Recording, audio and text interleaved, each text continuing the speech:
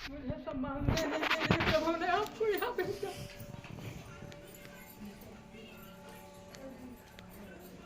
मेरे प्रभु बड़ी असीम कृपा रही मुझ पर। विचार था इस समय क्या होगा प्रभु, कैसे चलेगा, शरीर क्षीण हो गया। उन्होंने सब अनायास ही कृपा कर दी। मुझे क्या पता था मेरा प्रभु मुझे सम्मान देने के लिए यहाँ आ रहे। मेरे गुरु महाराज कितनी असीम कृपा है।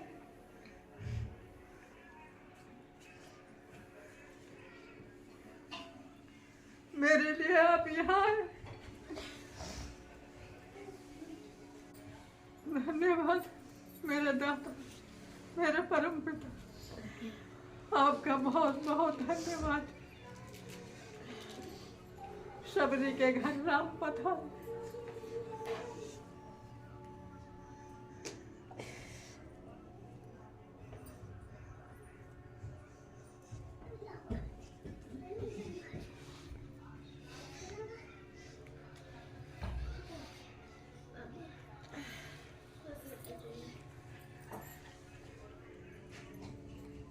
आपका स्वागत है कि आप इतने ठंड में हम लोगों के पास आई और भगवत नाम संकीर्तन या कुछ भी सुनने के लिए यहाँ पे आप पधारी। हम लोगों का भी सौभाग्य है कि आपके दर्शन का भी लाभ प्राप्त हो रहा है। हमारे इस प्रांगण में जहाँ पे हम भगवत भक्त यहाँ पे भगवत नाम संकीर्तन कर रहे हैं और आपका यहाँ पे हम लोगों का भी सौभाग्य है कि आपके हमें दर्शन मिले। मैं भी नूरपुर वासियों की ओर से आपका सम्मान करती हूँ। बहुत बहुत हृदय से धन्यवाद आपका। एक बार जयकारा लगा दीजिए। श्रीमद सद्गुरु सरकार की जय, लाडली लाल की जय, सियावर रामचंद्र की जय। आपके रामचरितमानस की चौपाइयां सुन करके, और वो भी सब भक्ति परक चौपाइयां, जितने अभी आपने बोले सब भक्ति परक चौपाइयां हैं। इनको सुन करके लगा कि अभी तक आपकी स्मृति बहुत अच्छी है और आपको मतलब इतना तो है आभास कि हमें किस क्षेत्र में जाना है और क्या हमारा लक्ष्य है। ये बहुत अच्छी सुंदर बात निकली। नहीं तो इस उम्र में भी लोगों को कोई भान नहीं रहता कि हमें क्या करना है या क्या नहीं करना है। लेकिन आप इस उम्र में भी पूरे भगवत विषय को पूरी अपने मतलब आत्मसात किया हुआ है आपने। बहुत सुंदर बात है। अब आपसे बस एक निवेदन है माता जी। अब आपको अभी आप आत्मा परमात्मा की जो बात कर रहे थे, अब आपको भगवान के सगुण साकार में प्रेम होना चाहिए। अब उनकी आप आराधना करें मानसिक रूप से। जैसे आप जहां बैठे हैं या जहां पे भी चल रहे हैं, उठ रहे हैं, अपने अंतःकरण में भगवान को समझिए कि मेरे हृदय में भगवान बैठे हैं, निरंतर बैठे हैं। ठीक। और मैं जहां लेटी हूँ, मैं यहाँ जहां बैठी हूँ, साथ में मेरे भगवान श्री रामचंद्र साथ साथ मेरे चल रहे हैं या मेरे साथ हमेशा से हैं। तो ये जो भावना आप लाएंगी, आप हमेशा भगवान के पास ही अपने आप को पाएंगी और इस शरीर को छोड़ने के बाद भी आप भगवान के पास ही रहेंगी।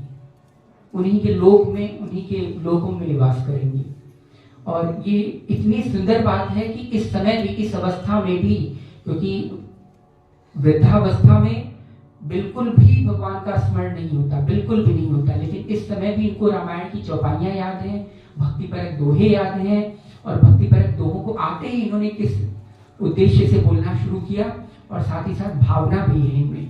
कितनी प्रगाढ़ भावना है कि भगवान का नाम लेते ही आंखों से अश्रु आने लगे, संतों का नाम लेते ही आंखों से अश्रु आने लगे। तो ये क्या है? प्रेम का प्राकट्य ही है ना हृदय में। तो अगर हृदय में प्रेम का प्राकट्य हो गया है तो इसके बाद कुछ पाने की आशा ही नहीं शेष रह जाती। अब आपको बस एकमात्र करना है निरंतर भगवान नाम स्मरण चिंतन, और ये सोचिए कि मैं निरंतर भगवान के साथ हूँ। भगवान मेरे साथ है, भगवान ने मुझे पकड़ रखा है। और उस आनंद को अनुभूत कीजिए अंदर अंदर। जब आप आनंद को अनुभूत करेंगी, यहीं बैठे बैठे आपको वो आनंद मिलेगा, उसमें विलय विलय होने की कोई आवश्यकता प्राप्ति नहीं हो पाएगी। आप यहीं बैठे बैठे ही विलय हो जाएंगे। विलय इन द सेंस, विलय का मतलब यही है कि आप भगवान से मिले हुए हैं।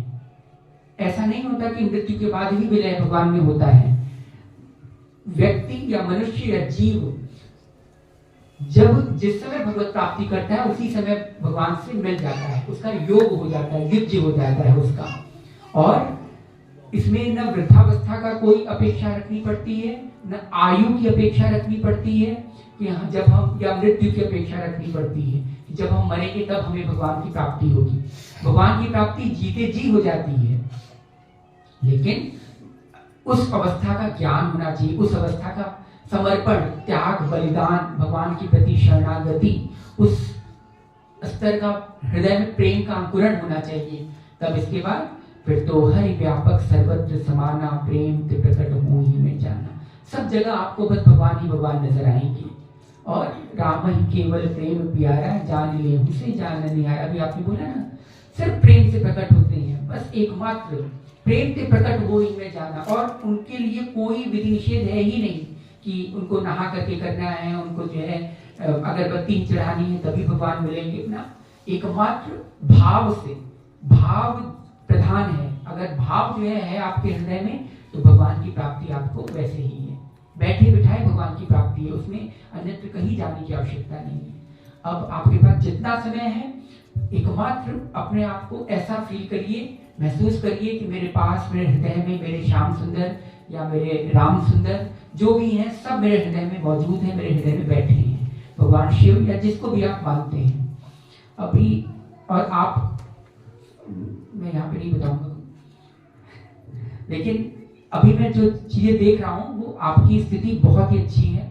और आपका जो आगे आने वाला समय है, मतलब जो जब आप शरीर छोड़ेंगे तो भगवत लोक ही आपको मिलेगा, क्योंकि आपकी माथे की रेखाएं इस तरह बता रही हैं कि वो चीजें हैं आप में। आप निश्चिंत होकर के बस अब भगवान नाम का स्मरण कीजिए, उनका स्मरण कीजिए, उनके प्रेम में डूब जाइए। अब आपको कुछ करने की आवश्यकता नहीं है।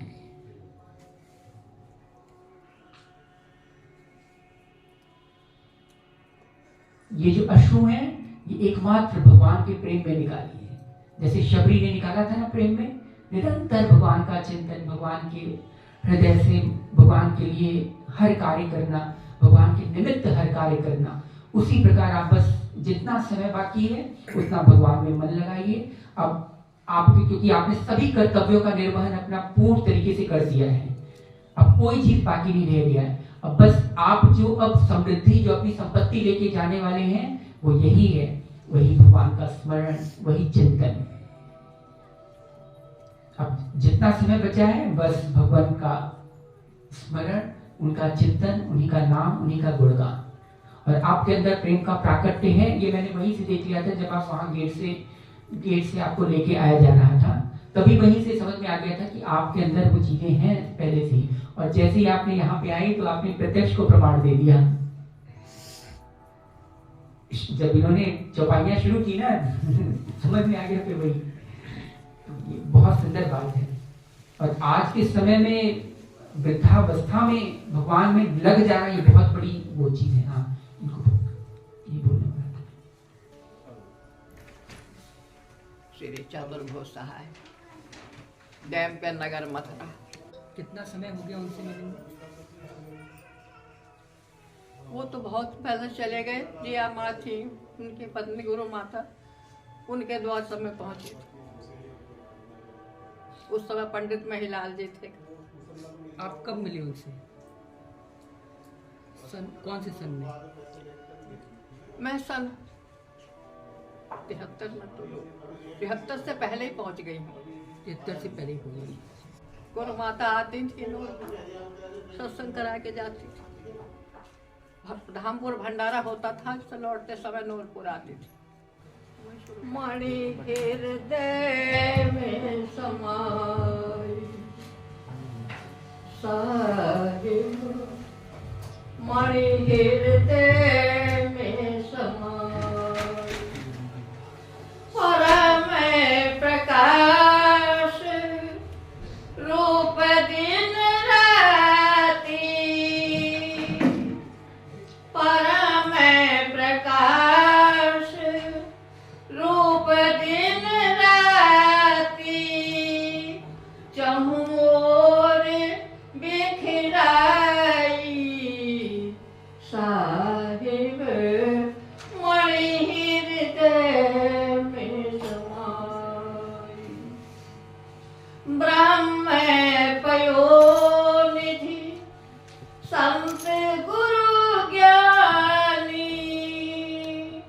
मथि मथ सुधा पिलाई साहिब मथ मथ सुधा पिलाई जिसको पी कर साध के जन सतचित आनंद पाई साहिब सतचित आनंद पाई साहिब मणि हृदय में समाई विज्ञान रूप मणि के जगने से बुद्धि प्रेम समाई साहिब